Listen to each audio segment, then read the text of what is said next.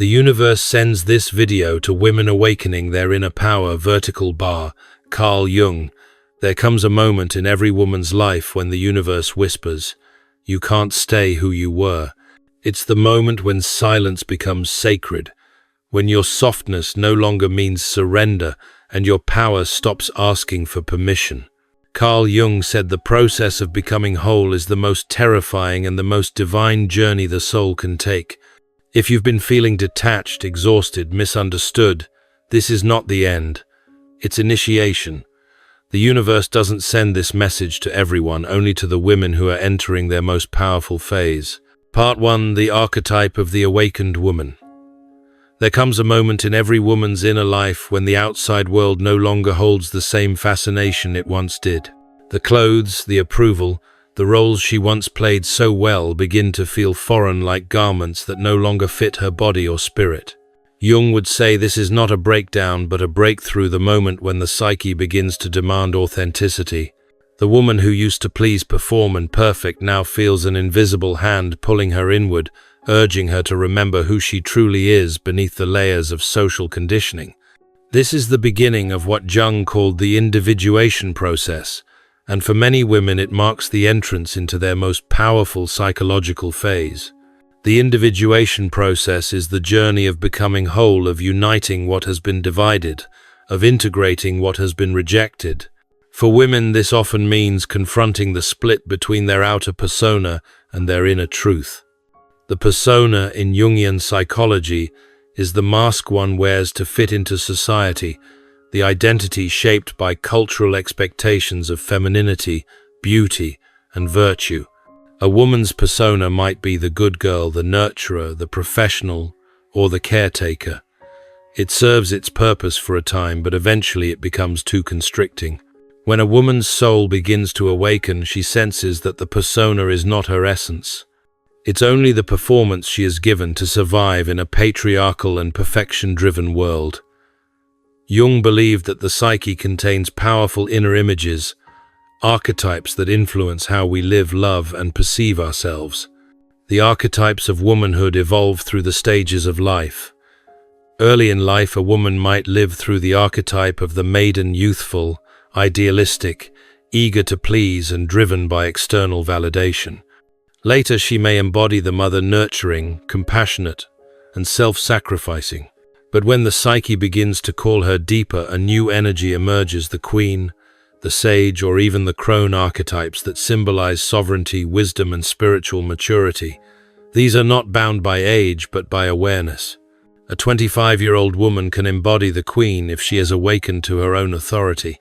A 50-year-old can still be caught in the archetype of the lost girl if she fears her inner truth. The powerful phase is the psychological moment when a woman begins to integrate these archetypes consciously. She no longer identifies solely with being the caregiver or the pleaser. She becomes the ruler of her inner kingdom.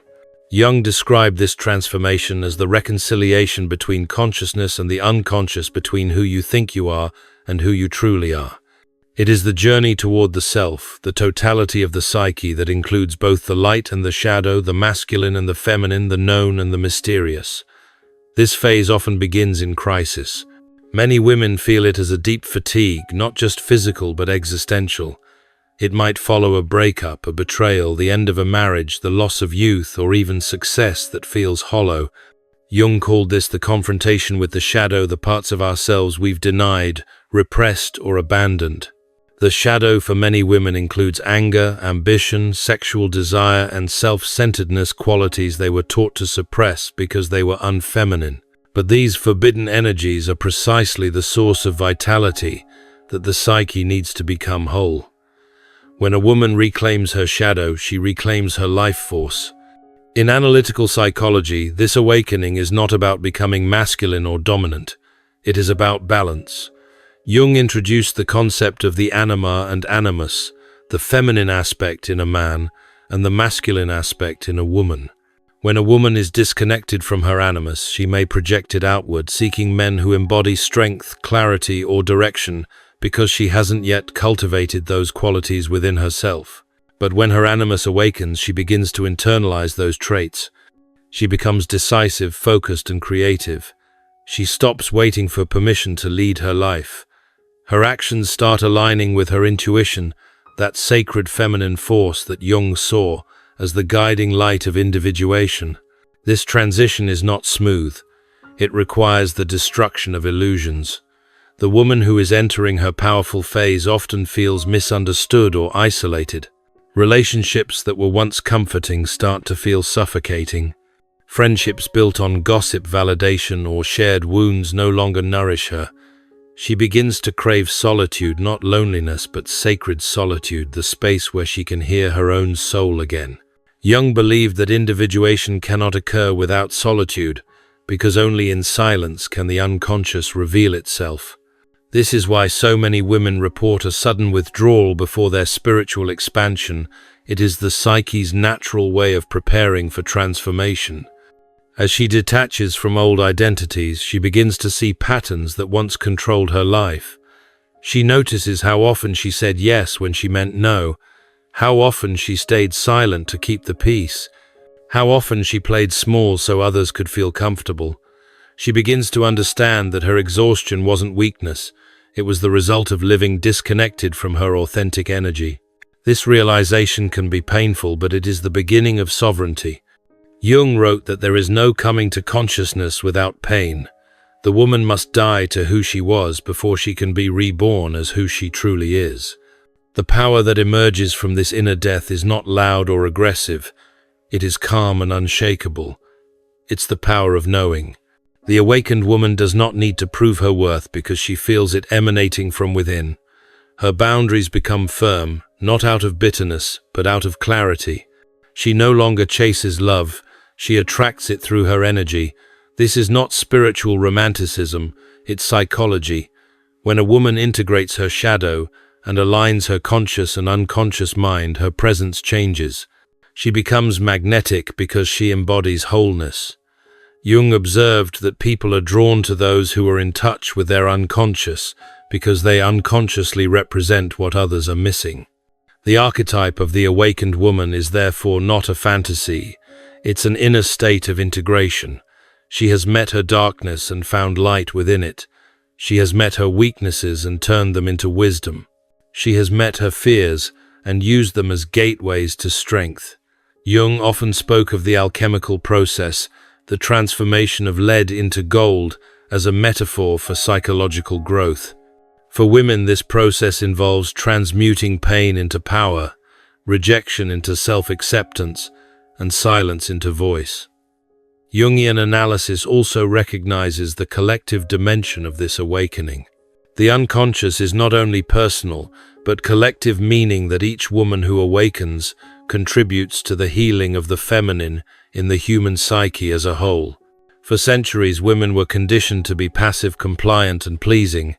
These cultural narratives shaped not only individual minds, but the entire collective unconscious.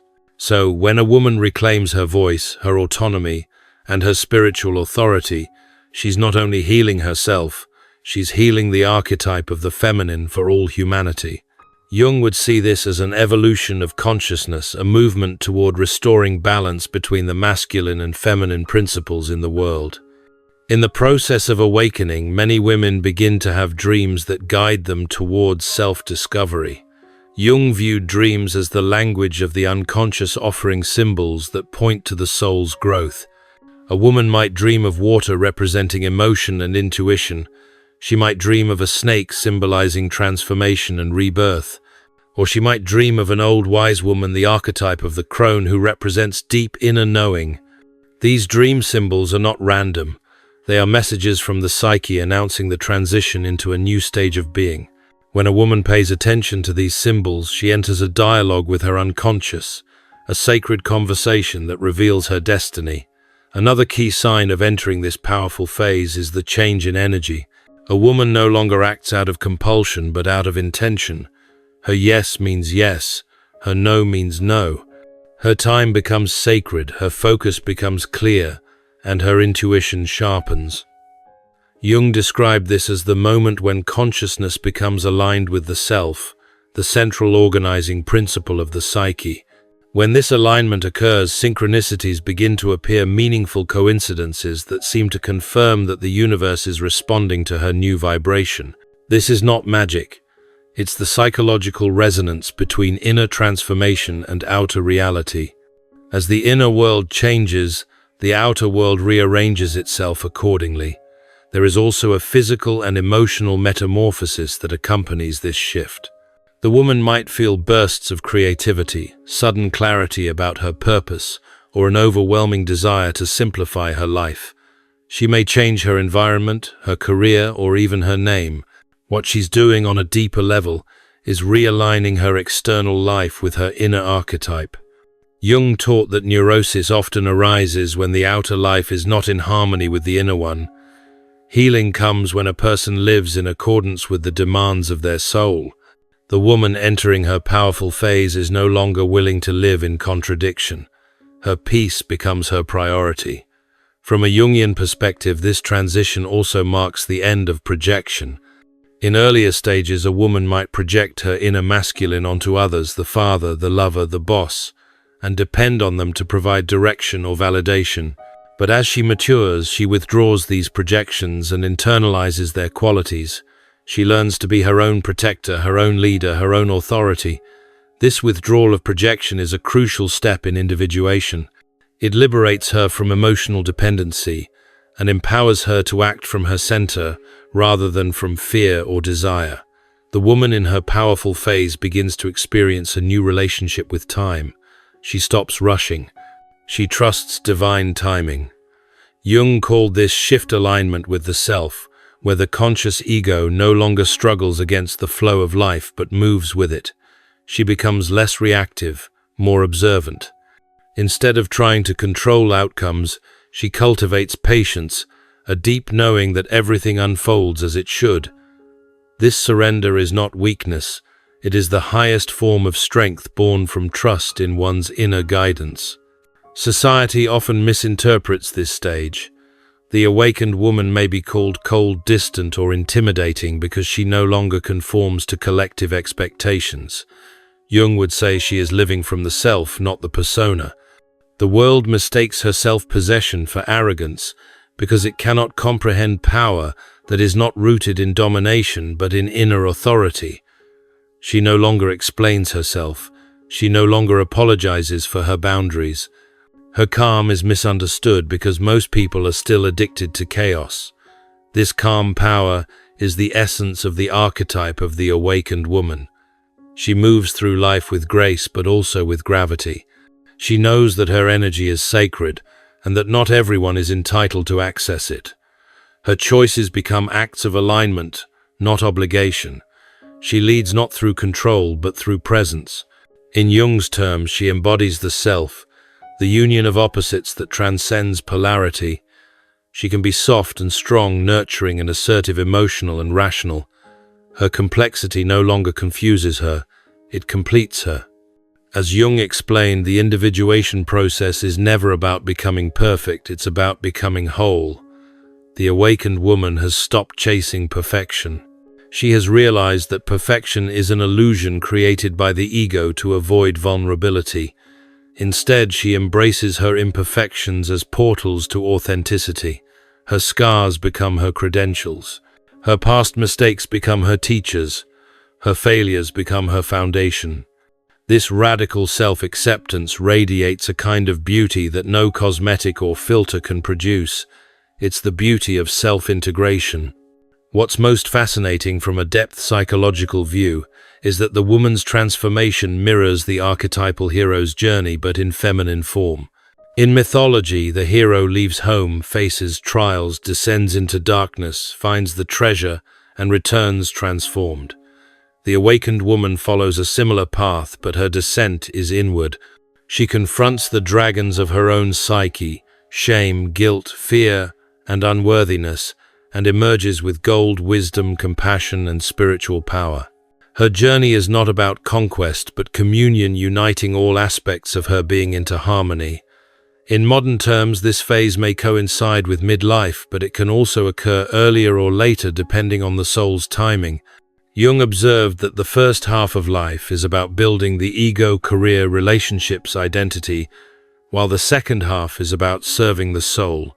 When the soul begins to call, it often dismantles what the ego has built. That's why women entering this phase often experience sudden shifts, divorces, career changes, spiritual awakenings. These disruptions are not punishments but initiations. They are the psyche's way of forcing a transition from external validation to internal alignment. This awakening is both deeply personal and universally feminine. It's the call to embody the divine feminine not as a cultural stereotype but as a psychological reality. The divine feminine represents intuition, creation, receptivity, and connection to the unconscious. In patriarchal systems, these qualities were devalued. Jung argued that Western culture suffers from an imbalance, an overemphasis on logic, order, and control, the masculine principle, at the expense of feeling, intuition, and mystery, the feminine principle. The awakened woman's power lies in restoring this balance within herself and by extension in the collective. The universe, as Jung might interpret symbolically, sending this video, is a synchronicity, a moment when outer events mirror inner transformation. The woman who finds this message is not here by accident. Her unconscious has drawn her towards symbols that resonate with her inner process. This is how the psyche communicates, not through rational explanation but through meaningful coincidence. The fact that she feels something stirring within as she hears these words is itself proof of her awakening. The psyche recognizes truth long before the mind does. In this powerful phase, the woman becomes a vessel for creative energy. Jung saw creativity as a byproduct of individuation, the psyche expressing its wholeness through art, writing, leadership, or simply the way one lives. The awakened woman no longer creates to impress. She creates to express. Her art becomes an extension of her soul. Her presence itself becomes art. Even her silence communicates something profound, a vibration of peace and purpose that others can feel but rarely understand. She begins to redefine love, success, and purpose. Love is no longer attachment or validation. It becomes resonance. Success is no longer external achievement. It becomes inner peace. Purpose is no longer a goal to chase, but a state of alignment. These redefinitions mark her psychological maturity. Jung would describe this as the transition from the ego stage to the self stage, when life is no longer lived for approval but for authenticity. At this stage, her relationships evolve too. She is no longer drawn to people who mirror her wounds, but to those who mirror her growth. She stops trying to fix others and starts embodying healing. Her empathy remains, but it is now boundaried. She gives without depleting herself, because her giving flows from fullness, not emptiness. This is the difference between the wounded healer and the conscious healer. One seeks redemption through others, the other radiates from self-acceptance. The power of the awakened woman, therefore, is not about dominance or superiority. It's about integration. She embodies the union of opposites that Jung saw as the ultimate goal of human evolution. She is intuitive yet logical, emotional yet disciplined, fierce yet gentle. She doesn't suppress any part of herself, she allows them to coexist harmoniously. This inner coherence makes her radiant and magnetic. It's why the world feels her presence even before she speaks. Her journey continues indefinitely because individuation is never finished. But the shift that occurs at this phase is irreversible. Once a woman has tasted her own power, the kind that comes from within, not from validation, she cannot return to the old ways. The mask no longer fits, the roles no longer satisfy. She has outgrown the scripts written for her by culture, family, or fear. She now writes her own myth, and that myth begins with the realization that everything she was searching for was never outside her but waiting in the depths of her own soul. Part 2. The death of the old self-shadow integration. Every transformation begins with loss, the loss of who you used to be. For a woman entering her most powerful phase, this loss can feel like death. It's not the death of the body, but the death of the identity, the dissolution of the false self that was constructed to please, to belong, to survive. Carl Jung described this phase as the night sea journey, a descent into the underworld of one's own unconscious, where the light of certainty fades and the truth emerges in darkness. The woman who once lived through approval, performance, or perfection now faces her shadow, the hidden parts of her psyche that she has denied for years. Jung's shadow theory remains one of the most profound insights in depth psychology. He defined the shadow as the collection of traits, impulses, and emotions that the ego refuses to acknowledge. These are not just bad qualities like anger, jealousy, or pride, but also unexpressed potential, creativity, assertiveness, and passion that were suppressed because they didn't fit the persona. For women, the shadow often includes everything they were told was too much or not enough. Too ambitious, too emotional, too sensual, too loud, too assertive. The messages begin in childhood and become internalized scripts that shape the way she lives. When a woman begins to awaken, these repressed parts of herself begin to surface. The polite calmness gives way to bursts of rage. The constant giving turns into a desperate need for solitude. The desire to be chosen transforms into the desire to choose herself. Jung would say this eruption of the unconscious is not chaos, it's compensation. The psyche seeks balance, and when one aspect is overdeveloped, the opposite rises to restore wholeness. The woman who has lived too long in light must now make peace with her darkness. This confrontation with the shadow is not comfortable. It disrupts everything she thought she knew about herself. She may find herself judging her own anger, her own envy, or her sudden lack of interest in people who once defined her world. But Jung taught that moralizing the shadow only strengthens its hold. What liberates is awareness. One does not become enlightened by imagining figures of light, he wrote, but by making the darkness conscious. In other words, power begins not with denial but with acknowledgement. For many women, this period feels like emotional chaos. Old wounds resurface. Relationships break apart. The masks fall away. The outer world begins to mirror the inner breakdown. Jung described this as the confrontation with the unconscious, a necessary disorientation that forces the ego to surrender control. The old strategies no longer work. Pleasing doesn't bring peace. Control doesn't bring safety, and avoidance doesn't bring relief. The psyche demands honesty, and honesty requires humility. In this stage, a woman might feel pulled between two selves, the one dying and the one being born. The dying self pleads for familiarity, whispering, "Go back to what you know." But the emerging self whispers with greater authority, "You cannot return." This internal conflict is the crucible of individuation. It is the psychological equivalent of burning away impurities to reveal gold. The fire is painful, but it is purifying. Jung used the alchemical symbol of nigredo, the blackening, to describe this descent. In alchemy, nigredo is the first stage of transformation, when the old form decomposes to prepare for rebirth. Psychologically, this means the breakdown of the ego's control. For women, this phase might manifest as depression, disillusionment, or existential fatigue. But rather than pathology, Jung saw it as initiation, the beginning of wisdom. The woman is being stripped of illusions so that she can see with unclouded eyes. The ego, which has ruled for decades, begins to lose its throne. And with it, the narratives it built collapse. I must always be strong. I must make everyone happy. I must look perfect. I must be needed. These mantras were once survival mechanisms, but now they become prisons. When they disintegrate, the woman feels naked, exposed to herself. This exposure is terrifying but sacred. For the first time, she meets the woman she was before the world told her who to be. The shadow holds not only darkness but energy, raw, creative, instinctual energy.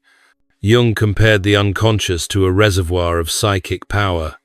When this power is repressed, it turns inward, causing anxiety, resentment, and fatigue. When it's integrated, it becomes vitality, passion, and clarity. That's why women who go through this inner death often emerge more alive than ever. They start painting again, writing, dancing, speaking truths that were once forbidden. The same energy that once fed anxiety now fuels creation. The psyche doesn't destroy, it transforms. Shadow integration begins with radical honesty. The woman must be willing to look at herself without masks, to admit, yes, I can be jealous. Yes, I can be selfish. Yes, I can be afraid. Jung emphasized that this is not self-condemnation but self-knowledge. Every human being carries contradictions. The goal is not to erase the dark, but to relate to it consciously. When a woman admits her anger, it no longer controls her. When she acknowledges her fear, it becomes guidance instead of a ghost. One of the greatest challenges in this phase is emotional projection. Jung observed that what we refuse to see in ourselves, we see in others. The woman who represses her own power may resent powerful women. The one who denies her anger may attract partners who embody rage. The one who hides her ambition may secretly envy those who pursue their dreams. Each projection is a mirror, an invitation to reclaim what has been disowned. The moment she stops blaming others and begins to ask, "What is this showing me about myself?" she steps into maturity. Shadow work also exposes ancestral and collective patterns. Jung believed the unconscious is not purely personal. It contains the memories and experiences of the collective human race. Women often carry generational wounds, silence, subservience, emotional repression, martyrdom. When a woman begins to break these patterns, she may feel the weight of centuries. She is not only healing her own psyche, but the collective feminine psyche. This is why her pain feels immense. She is excavating not just her story, but the buried stories of all the women who couldn't speak, couldn't leave, couldn't choose. As she confronts this inherited shadow, she begins to separate what is truly hers from what was imposed upon her. The voice that says, "You're selfish for resting, you're difficult for speaking up, you're ungrateful for wanting more," these are not her authentic thoughts. They are the echoes of patriarchy culture, religion, and family conditioning. Jung called this process disidentification, realizing that many of our beliefs are not our own, but internalized archetypal patterns. Once she sees this clearly, she can begin to rewrite her inner script. The death of the old self often coincides with solitude. The woman may withdraw from relationships that no longer resonate, not because she despises them, but because she needs silence to hear her soul. In Jungian terms, this is the hermit phase, the retreat into the inner world to encounter the self. The solitude is not empty. It's sacred space. In it, she begins to dialogue with her unconscious, through dreams, symbols, and intuition. Dreams become vivid during this period. A woman might dream of drowning, symbolizing being overwhelmed by emotion. She might dream of fire, representing purification. She might see herself shedding skin like a serpent, the ancient symbol of transformation. Jung advised paying attention to these images, not analyzing them intellectually, but feeling them symbolically. The unconscious speaks in metaphors, and every image reveals a psychic truth. In these dreams and reflections, the woman begins to sense a new presence emerging the self. Jung described the self as the organizing principle of the psyche, the divine center that seeks wholeness. The ego resists it because it fears annihilation. But when the ego finally surrenders, a new kind of order arises, not from control but from coherence. Life starts aligning with a deeper rhythm. The woman stops forcing outcomes and begins to trust the flow. She senses that something greater is guiding her, something ancient and wise. This surrender does not mean passivity. It means cooperation with the unconscious. Jung compared it to dancing with a partner. One leads, the other follows, but both move in harmony. The awakened woman learns to dance with her inner world. When her body feels drained, she rests. When inspiration strikes, she acts. When fear appears, she listens. This is the birth of self-trust, not the blind confidence of the ego, but the intuitive knowing of the soul. The shadow integration also reshapes relationships. As the woman becomes more authentic, she naturally sheds connections built on illusion. Some people will resist her change. They were comfortable with her smallness because it made them feel secure. Her boundaries may be labeled selfish. Her truth may be called rude. Jung observed that when one person individuates, it disrupts the unconscious equilibrium of the group. The awakened individual forces others to confront their own shadows. Thus, loneliness often accompanies growth. But loneliness is the space through which authenticity breathes. The most profound part of shadow work is emotional transmutation. Every dark emotion, when met with awareness, reveals a gift. Anger becomes clarity. Fear becomes intuition. Grief becomes compassion. Shame becomes humility. Jung saw emotions not as problems but as psychic messengers. They reveal where energy is blocked and where life wants to flow again. When a woman allows herself to feel without judgment, she releases the past from her body. The energy once trapped in repression becomes available for creation. In modern society, women are taught to avoid confrontation and to stay positive. But Jungian-psychology rejects superficial positivity. It values integration over denial. To suppress anger in the name of peace is to betray the soul. True peace arises when every emotion has its place in the inner house. Jung wrote that neurosis is always a substitute for legitimate suffering. The pain we avoid turns into symptoms, anxiety, fatigue, confusion. When we face the pain directly, it loses its power. As the old self dissolves, the woman begins to sense freedom. It's not the loud freedom of rebellion, but the quiet freedom of alignment. She no longer needs to perform. She no longer needs to be chosen. She realizes that worth is not earned, it is remembered. This remembrance is the essence of healing. She sees that nothing was ever wrong with her. She was simply disconnected from her wholeness. Jung believed that transformation occurs in three main stages: confrontation, integration, and synthesis. The confrontation is the death meeting the shadow. The integration is the acceptance, owning what was denied. The synthesis is the rebirth, living from the self. In this phase, the woman moves between confrontation and integration. The synthesis is yet to come. She's still walking through the ashes of her former identity, but within those ashes, seeds of power are germinating. Sometimes this process triggers physical symptoms, exhaustion, anxiety, even illness. Jung saw the body as a mirror of the psyche. When energy is shifting, the body must adapt. Old patterns stored in the nervous system begin to release. It's not uncommon for women to cry without knowing why, to feel waves of emotion that seem disproportionate. These are the residues of unprocessed experiences finally leaving the system. The body, like the psyche, is cleansing itself. During this purification, compassion becomes essential. The woman must learn to treat herself with the same tenderness she once gave others. She begins to mother herself, soothing the inner child that was never seen, protecting the inner teenager that was silenced, honoring the inner woman that was shamed. Jung emphasized that individuation requires self-love, because only through love can the unconscious safely reveal its contents. The psyche does not open under judgment, it opens under acceptance. Shadow integration also awakens spiritual awareness. The woman realizes that her darkness was never evil, it was simply unloved. She begins to perceive life symbolically, not literally. Every loss becomes initiation, every conflict becomes mirror, every ending becomes doorway. Jung believed that symbols are the bridge between the conscious and the unconscious, the language of the soul. The more she understands symbols, the more meaning she finds in her suffering. This inner death also dismantles the illusion of control. The woman learns that life cannot be managed through willpower alone. The more she tries to hold on, the more she suffers.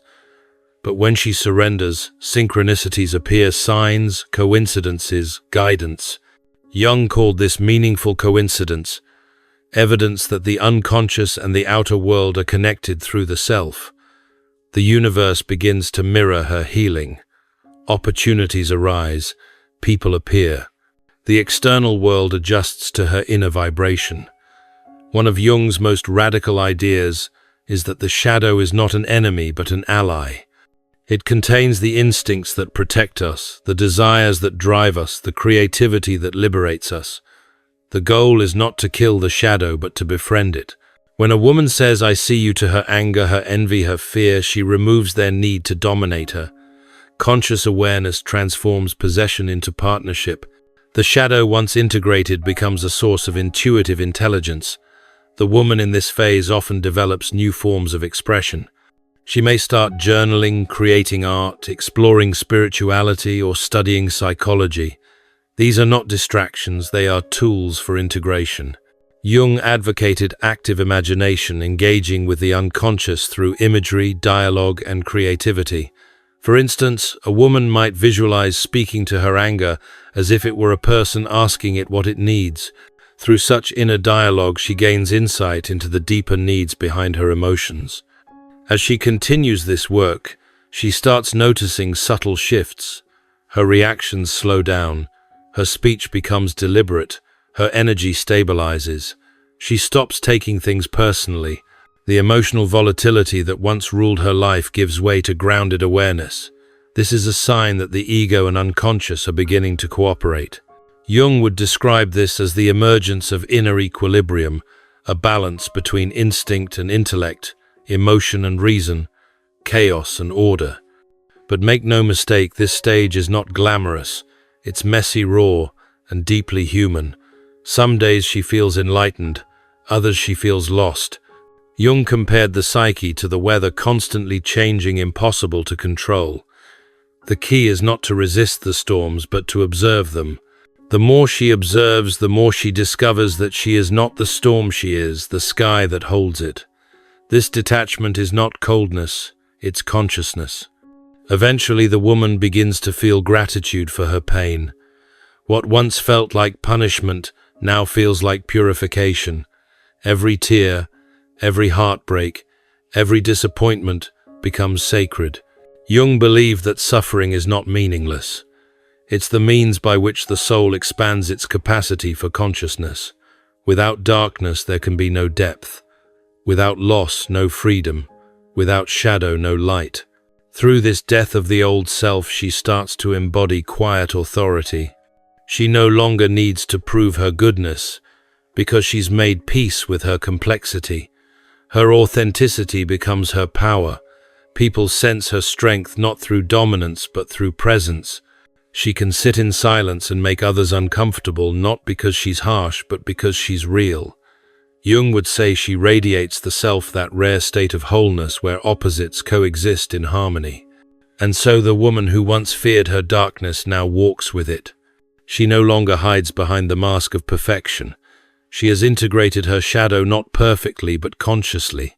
The woman who has faced her own depths becomes unshakable, because nothing outside can threaten what she has already met within.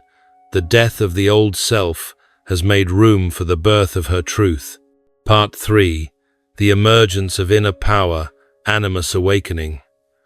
After the darkness of shadow integration, something extraordinary begins to stir within the woman, a new force, clear and commanding, rising from the depths of her unconscious. Jung called this process the awakening of the animus, the inner masculine principle within every woman's psyche.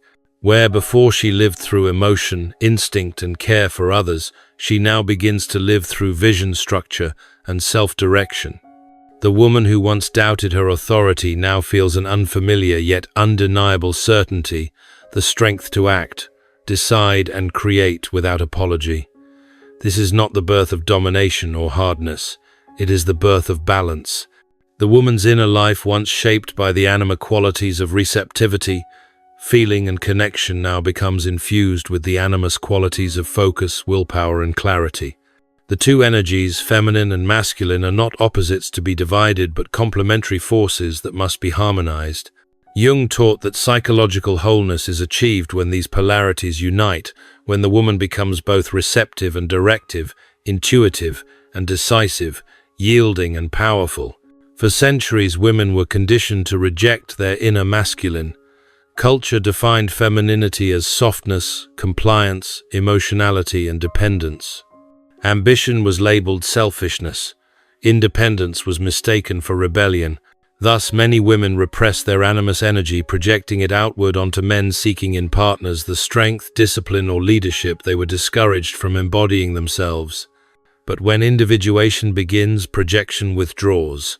The woman stops looking for her missing energy in others and reclaims it from within. The man she once admired for his courage becomes a symbol of her own emerging will. Jung described this process as psychic integration. Every relationship serves as a mirror through which we encounter disowned aspects of our psyche. When the woman becomes conscious of her projections, she realizes that what she envied, loved, or feared in men were reflections of her dormant animus. The awakening of this energy is therefore an act of psychological sovereignty. She no longer depends on external validation to feel capable or complete. She internalizes her authority. At first, this awakening can feel destabilizing. The woman who was once accommodating and agreeable begins to assert herself. She says no without guilt. She ends relationships that drain her energy. She speaks with conviction, even if her voice shakes. Those around her may interpret this as rebellion, but in truth it is resurrection. She is not changing her nature, she is reclaiming it. Jung warned that when the animus first awakens, it can appear as opposition, an inner voice of criticism or defiance, because it has long been suppressed. Like any neglected archetype, it returns with force. The challenge is to transform this energy from rebellion into leadership, from rigidity into creative direction. Jung illustrated the animus with 4 progressive stages. In the first stage, it appears as physical power, the urge to act, to move, to defend. In the second, it manifests as initiative and achievement, the intellectual drive to learn and accomplish. The third stage brings spiritual understanding, the awakening of discernment and vision. And the fourth stage culminates in the incarnation of meaning, when the woman's actions flow from her deepest truth, expressing the voice of her soul. These stages are not linear but cyclical, unfolding according to her psychological readiness. In practical life, the animus awakening transforms how a woman approaches everything from relationships to creativity to purpose. She begins to trust her intellect without fearing that it will make her less feminine. She no longer confuses emotionality with authenticity. Her compassion becomes paired with discernment. She stops rescuing others from their lessons and instead holds space for their growth. This marks the shift from emotional dependency to emotional maturity, a hallmark of individuation. One of Jung's central ideas is that every psyche seeks balance through compensation. If a woman has spent years over-identifying with her nurturing side, her psyche will compensate by calling forth her assertive side. This might appear externally as anger, ambition, or restlessness, but beneath the surface it is the soul demanding equilibrium. What once looked like burnout or irritability may actually be the psyche's way of saying, "It's time to step into your power." The animus also governs the way a woman relates to the world of ideas. Jung saw it as the word within the feminine psyche, the capacity for logos, reasoning, and articulation. When the animus matures, a woman finds her voice. She can articulate complex emotions, express abstract concepts, and translate intuition into tangible action. This is why many women after inner transformation feel drawn to teaching, writing, public speaking, or leadership. Their wisdom seeks form. Expression becomes a vehicle of individuation. Yet this newfound clarity can also create conflict. The woman who has lived in silence now finds that her truth disrupts the status quo. Family partners and colleagues may resist her transformation. They preferred her old self, the compliant, accommodating version who absorbed everyone else's pain. But the awakened woman no longer plays that role. Her no becomes sacred. Her independence unsettles those who relied on her submission. Jung noted that individuation often provokes external resistance because society is unconsciously invested in maintaining collective conformity. The individuated person mirrors the collective's unintegrated parts, and people resist what they do not understand. In this tension, the woman learns one of Jung's deepest lessons, that true strength is not external aggression but inner containment. She no longer wastes energy convincing others to understand her. She simply embodies her truth. Her silence becomes more powerful than argument. Her detachment becomes compassion, not indifference. This restraint is not suppression but mastery, the ability to hold energy consciously rather than leaking it through reaction. As the animus integrates, the woman also develops a new relationship with desire. Earlier in life, desire may have been confused with dependency, a longing to be chosen, validated, or saved. But now desire transforms into direction. She no longer chases love, she channels love. Her sexuality becomes sacred, not performative. She understands that eros, the energy of attraction, is the same creative force that fuels art, purpose, and spiritual growth. Jung saw this erotic energy as the bridge between psyche and spirit, the raw vitality through which the unconscious expresses itself. When a woman integrates her animus, her eros becomes disciplined. She stops dissipating her energy in chaotic attachments and starts investing it in creation. The integration of the animus also brings discernment, the ability to differentiate intuition from impulse. Before, she might have mistaken emotional turbulence for divine guidance. Now she pauses and listens. She acts from alignment, not reaction. This inner stability allows her to move through life with quiet confidence. Jung described this as centering in the self, the moment when the ego aligns with the greater intelligence of the psyche. The woman becomes guided, not driven. Interestingly, the animus awakening also alters a woman's perception of men. When her inner masculine is unconscious, she either idolizes or resents men. She swings between attraction and distrust because she is projecting her own disowned power onto them. But when the animus becomes conscious, she sees men as equals, not saviors or threats. She can love without losing herself. She can admire without idealizing. Her relationships become partnerships rather than dependencies. Jung observed that as a woman individuates, her relationships evolve from need to resonance, from seeking completion to sharing wholeness. This inner union of opposites, the sacred marriage of feminine and masculine energies, is what Jung symbolized as the conjunctio, the alchemical union. It represents the highest state of psychological development, where the polarities within the psyche harmonize to form a cohesive whole. The woman who achieves this balance becomes radiant with presence. Her actions align with her values. Her intuition and intellect collaborate instead of competing. She embodies both softness and structure, empathy and authority, patience and precision. In this balanced state, the woman's creativity flourishes. Jung often linked the animus to the spirit of creation. It provides the structure through which intuition can manifest. Without it, ideas remain formless.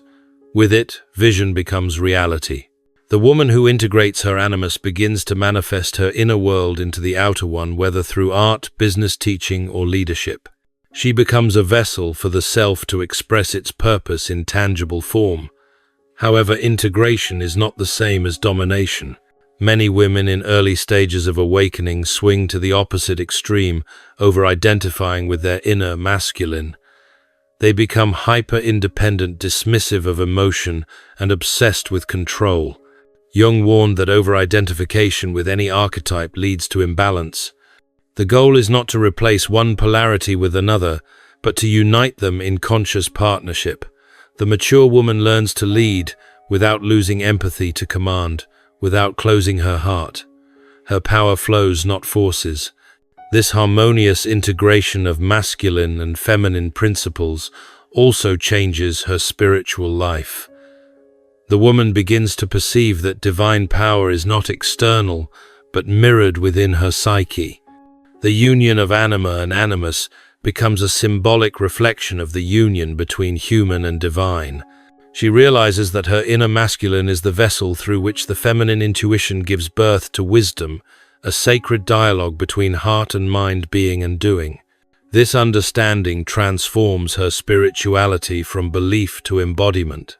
Jung believed that when a woman integrates her animus, she becomes a mediator between the unconscious and the conscious, a bridge between the invisible and the visible. Her intuition perceives what is unseen, and her animus gives it voice and action. This is why women in this phase often feel called to serve as healers, teachers, or creators. Their work becomes a reflection of their inner harmony. They no longer chase purpose, they become purpose. The animus awakening also refines how a woman handles conflict. In her old self, she might have avoided confrontation, fearing rejection. Now she confronts directly but compassionately. Her words cut through confusion like a blade of truth, not to wound but to clarify. Jung considered the sword a symbol of the logos, the word of truth that separates illusion from reality. The woman's voice becomes that sword. Her truth no longer trembles.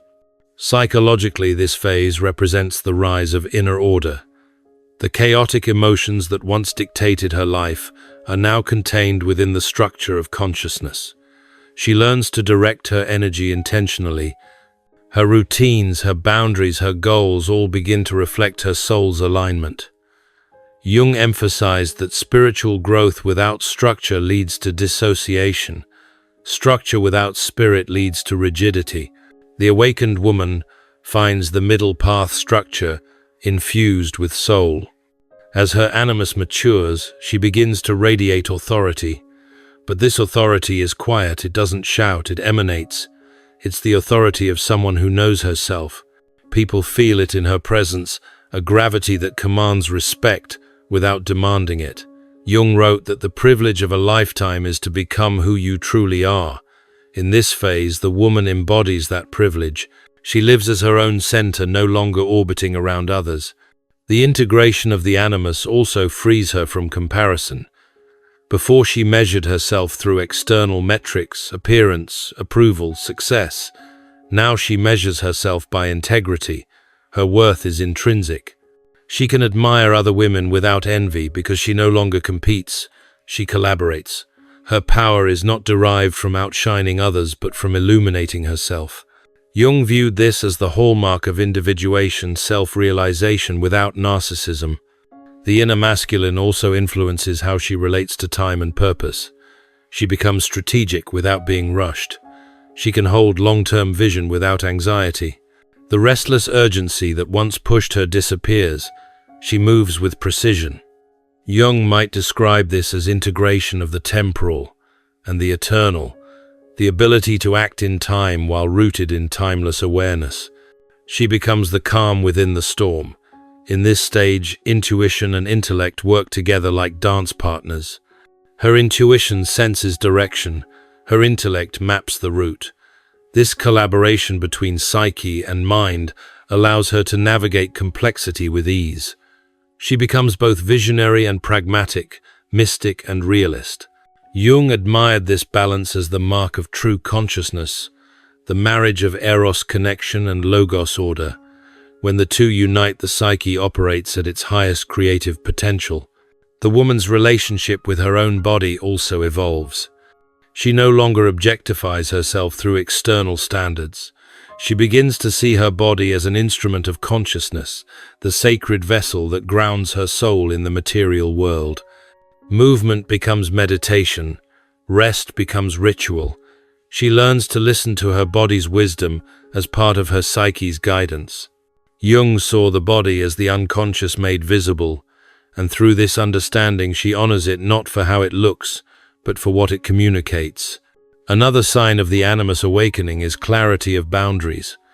Boundaries no longer come from fear, but from self-respect. The woman doesn't need to explain them, she simply lives them. Her boundaries are energetic as much as verbal. People feel them. This quiet assertiveness reflects the maturity of the animus strength that doesn't need to prove itself. Internally, the woman experiences a deep sense of coherence. Her thoughts, emotions, and actions begin to align. There is no longer a war within. The inner masculine no longer competes with the feminine, it protects it. Her intellect serves her intuition rather than undermining it. Her logic supports her creativity. Jung considered this state psychological and spiritual integration, the self in action. As this integration stabilizes, the woman becomes a force of creative manifestation. She sees visions and brings them into reality. She writes the book, starts the business, teaches the class, paints the image not for recognition but as a natural extension of her being. Jung believed that the individuated person lives in service to the self, not to the ego's desires but to the soul's expression. The woman in her powerful phase embodies this. Her work becomes prayer. Her life becomes art. But she also learns discernment in action. Not every idea deserves execution. Not every call requires response. The mature animus provides direction, not compulsion. She learns to say no to what dilutes her focus. She understands that doing less can achieve more if done with intention. This restraint paradoxically amplifies her power. It's not how much she does, but how aligned she is when she does it. Her leadership emerges naturally. She doesn't need titles or validation to influence others. Her integrity speaks for itself. People seek her presence because it awakens their own truth. Jung noted that the individuated person becomes a living symbol not through preaching but through embodiment. The awakened woman becomes that symbol. Her life becomes testimony that inner transformation is not fantasy but reality. Emotionally, she becomes less reactive. Triggers that once consumed her now become mirrors for reflection. She responds, not reacts. Her emotional maturity allows her to hold multiple truths. She can see both her perspective and another's without collapsing into defensiveness. This emotional intelligence is a direct result of animus integration, feeling held by understanding emotions supported by clarity. Spiritually, she begins to experience inner authority as guidance. She no longer seeks prophets or gurus to tell her truth. She has learned to trust her own inner voice, the animus, as inner logos. Jung emphasized that individuation restores direct connection to the divine within. The woman in her powerful phase doesn't follow doctrine, she follows resonance. Her spirituality is experiential, not inherited. At this stage, synchronicities become her language with the universe. She acts from intuition and reality responds in mysterious precision. Jung believed synchronicity reveals the unity between psyche and matter, evidence that the inner and outer worlds mirror each other. For the awakened woman, this is not theory, it's lived experience. Her life feels orchestrated by something greater yet intimately her own. Her external world changes accordingly. She attracts people and opportunities aligned with her vibration. Her creative projects flow effortlessly. Even challenges no longer feel threatening, they feel purposeful. She recognizes that every obstacle is a mirror for refinement. This unshakable confidence is not arrogance, it's alignment with the self. The mature woman in her animus integration becomes deeply grounded. Her presence carries both peace and precision. She moves with intention, speaks with truth, and acts with purpose. She no longer fights for her place in the world, she is her place.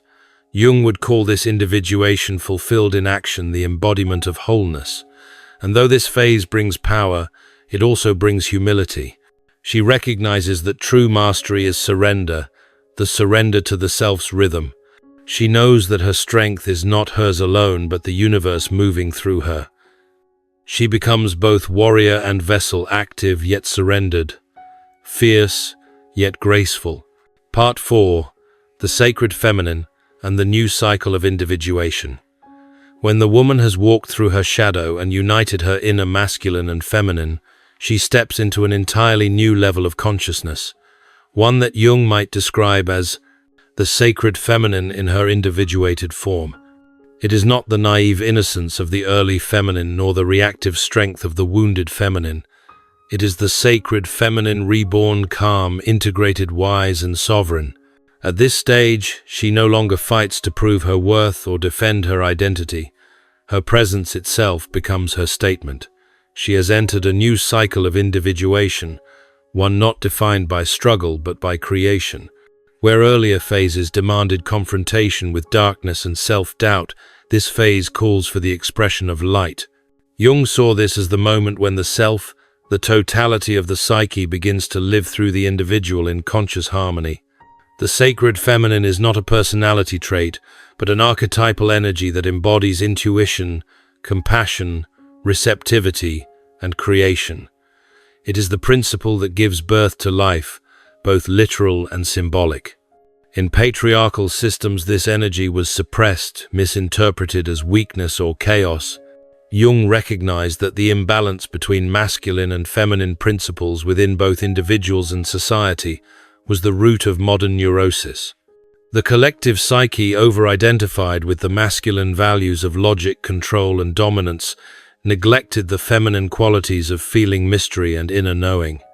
Thus, the woman who integrates her sacred feminine is not just healing herself, she is restoring psychic balance to the collective. In this phase, she experiences the deep union between action and being. She no longer rushes, yet she achieves. She no longer plans excessively, yet her timing feels divine. The sacred feminine moves according to inner rhythm, guided not by fear but by alignment. Jung called this harmony between conscious and unconscious life, living in accordance with the self. It's when outer action flows naturally from inner truth. The woman begins to live in deep dialogue with her intuition. But unlike before, when intuition was vague or fleeting, it now has structure and clarity, guided by her integrated animus. Her decisions emerge effortlessly because she no longer debates between heart and mind. Both speak the same language now. Jung might say that her psyche has achieved psychic symmetry, a balance between eros connection and logos order. This integration of the sacred feminine also changes how she perceives power. Power is no longer control, it's coherence. It's not about bending life to her will, but aligning her energy with the natural flow of reality. She understands that true creation comes not from force, but from surrender, the feminine form of power that invites rather than demands.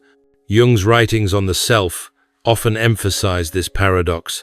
The more consciously aligned one becomes, the less one needs to control.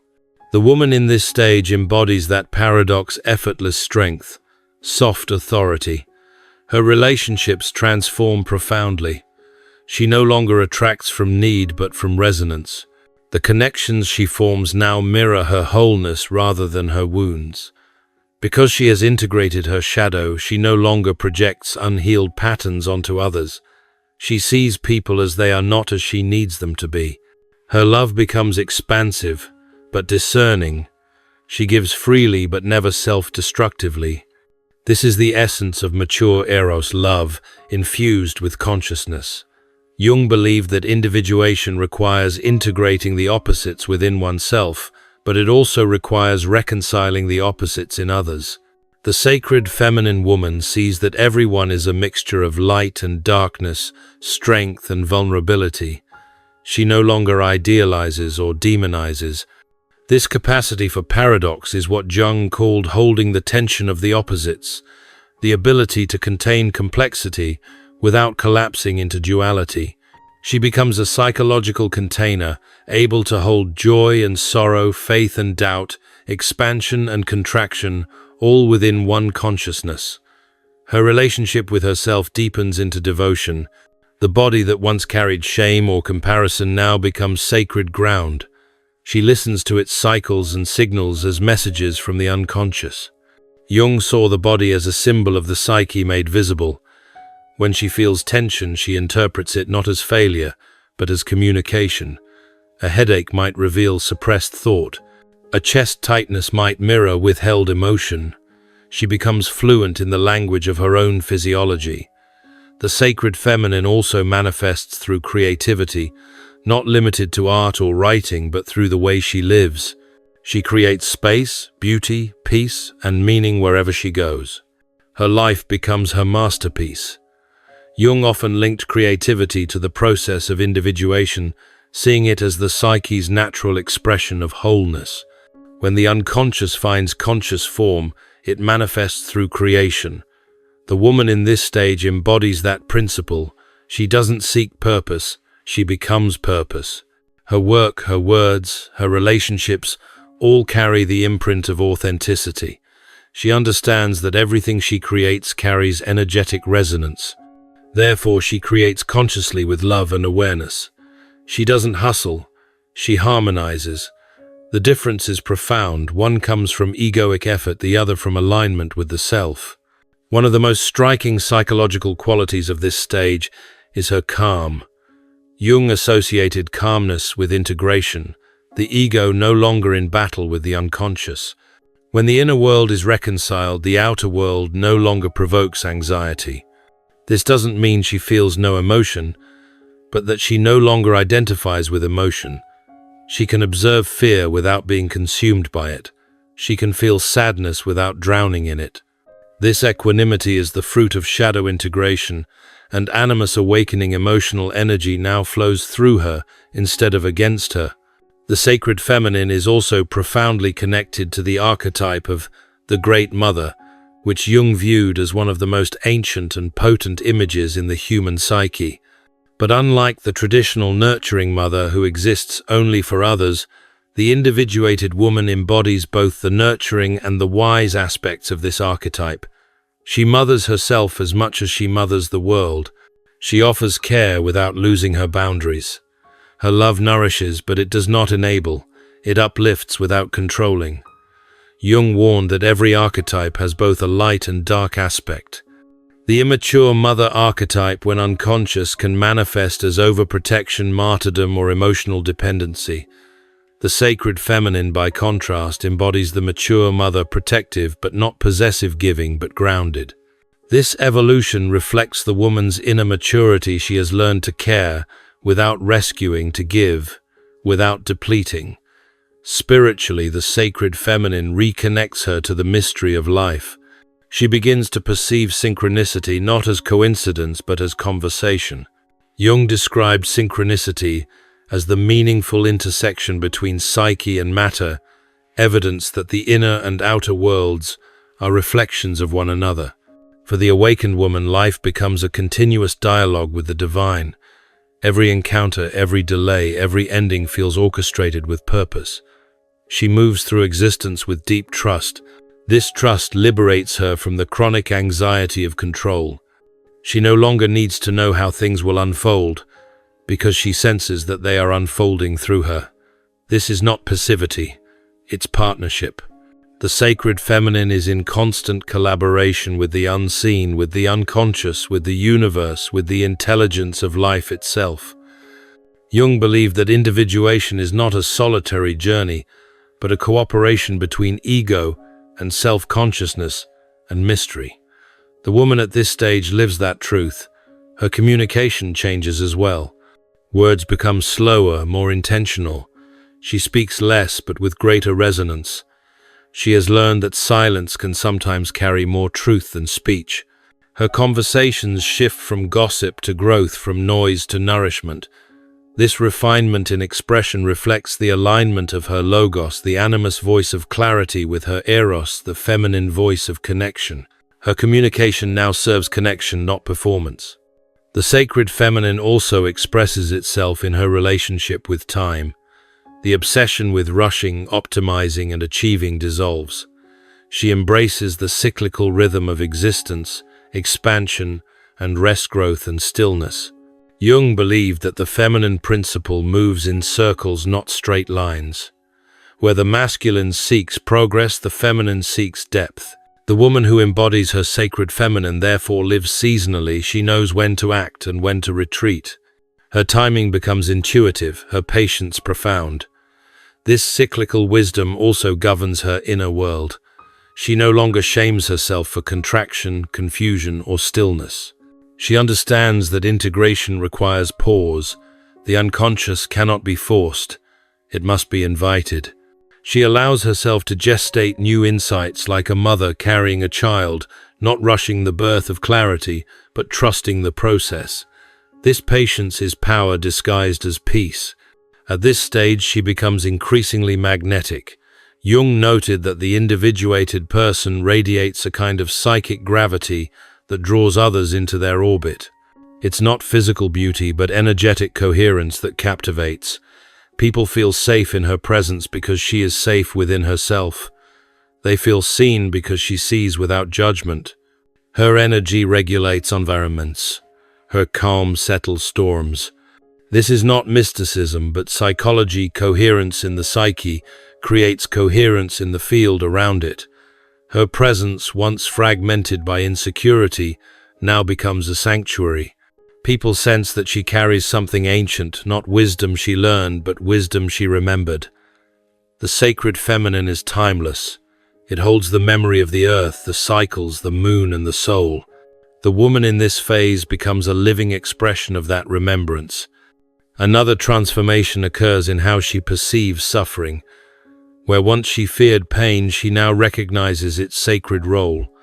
Jung viewed suffering as the crucible through which consciousness expands.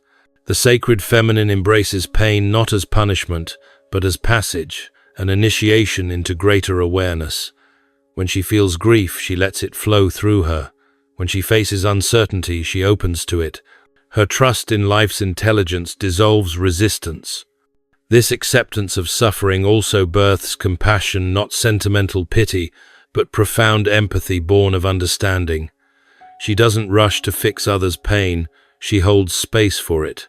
She knows that each soul must walk its own journey. Jung compared this capacity to the healer archetype, the one who transforms personal wounds into wisdom for others. The sacred feminine woman becomes this healer, not through training but through presence. Her healing energy extends beyond people to environments, animals, and nature itself. She feels the interconnectedness of all things, what Jung called the unus mundus, the one world where spirit and matter interweave. She begins to live ecologically, not just environmentally, but psychologically, understanding that every choice ripples through the whole. Consumption, speech, thought, everything becomes an act of consciousness. The sacred feminine's wisdom also reveals itself in paradoxical qualities. She can lead and follow, speak and listen, act and rest without contradiction. She has transcended duality. Jung might say she lives from the level of the self, the archetype that contains all opposites in unity. This is why her energy feels both grounded and ethereal, fierce and tender. She no longer identifies with polarity. She embodies wholeness. At this point, life ceases to feel like a struggle and begins to feel like ritual. The mundane becomes sacred, making tea, walking, writing, or simply breathing. Jung emphasized that individuation bridges spirituality and ordinary life. The divine is no longer somewhere else. It is here in every conscious act. The sacred feminine woman knows this intimately. Her life itself becomes a temple, not of worship, but of awareness. As her consciousness expands, she also becomes more selective with her energy, not out of superiority, but because she recognizes that presence is sacred currency. She no longer tolerates environments that distort her frequency. Her boundaries are effortless, not walls but filters. She can love from afar without resentment, forgive without returning. Her detachment is love in its highest form, love without possession. Jung observed that individuation eventually leads to transpersonal awareness, the realization that one's personal story is a microcosm of the human story. The woman in this phase embodies that awareness. Her personal healing becomes collective medicine. Every time she chooses peace over reaction, truth over comfort, authenticity over approval, she shifts the collective field slightly toward consciousness. Her work, whatever form it takes, becomes service, not servitude, but contribution. She doesn't serve from obligation, she serves from overflow. Her fulfillment naturally benefits others because it aligns with the greater pattern of life. This is the difference between egoic ambition and soul. Purpose ambition seeks to prove, purpose seeks to contribute. The sacred feminine also transforms her understanding of death not as an ending but as initiation. She has died so many psychological deaths by now that she no longer fears the unknown. She has witnessed that every ending births something new. Jung believed that confronting mortality expands consciousness beyond the ego's limits. The individuated woman lives with death as companion, a reminder to live authentically, presently, and courageously. Her peace comes from knowing that nothing real can be lost. Relationships may change, roles may dissolve, but essence remains. She no longer clings. She lets life flow through her, understanding that the more she releases, the more abundance arrives. This surrender is the ultimate expression of faith, not religious faith, but psychological faith in the self's wisdom. At this level of consciousness, the woman also becomes aware of her influence. She doesn't need to preach, her being teaches. She walks into rooms and energy shifts. She speaks a few words and people feel seen. This influence is subtle but profound, the radiance of individuation embodied. Jung once said, "The most terrifying thing is to accept oneself completely." She has done that, and now her wholeness becomes medicine for others still fragmented. The sacred feminine fully realized is the bridge between heaven and earth, between spirit and matter, consciousness and body, love and wisdom. The woman who embodies it becomes a channel for the collective evolution. Jung foresaw the awakening of the self in humanity. Her life becomes a living archetype of integration, a demonstration that power and peace, strength and surrender can coexist within one soul. Her individuation continues, but no longer through struggle now, through creation, expression and service. She doesn't seek enlightenment, she lives enlightenedly. The sacred feminine is not a destination but a way of being, a consciousness that sees all of life as sacred, all of humanity as divine, and all experiences as part of the soul's eternal dance. You are not losing yourself, you are shedding the version of you that was built to survive. Every silence, every heartbreak, every ending is your initiation into the sacred feminine that lives beyond fear. Jung taught that when a woman integrates her light and her shadow, she becomes unstoppable, not because she controls life, but because she flows with it. So if this message found you, it means the universe knows you're ready to stop apologizing for your power, ready to live as the woman your soul always remembered you were.